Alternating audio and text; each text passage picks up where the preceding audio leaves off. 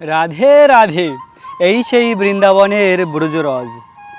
এই বৃন্দাবনের পবিত্র ধুলাকে লাভ করার জন্য উদ্ধব হয়েছে লতাপাতা, নারদ মুনি হয়েছে গোপী এবং ব্রহ্মাজি হয়েছে দানগড়, মানগড়, ভানগড়, বিলাসগড়।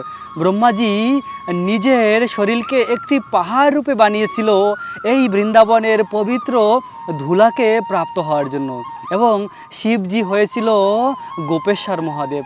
প্রিয় ভক্ত, এই ধুলিতেই, এই ভূমিতেই শ্যাম সুন্দর কৃষ্ণ তার প্রিয় সখাদের নিয়ে গোচরণ লীলা করেছে, এবং রাধারানী আর গোপিকাদের চরণ ধুলি রয়েছে এই ভূমিতে। তাই তো এই ধুলা ব্রহ্মারও দুর্লভ। ব্রহ্মা শিবও প্রার্থনা করে বৃন্দাবনের এই ব্রজরজ প্রাপ্ত হওয়ার জন্য, কেননা এই ব্রজরস মাথা লাগালে মুক্তি লাভ হয়। প্রিয় ভক্ত, বৃন্দাবন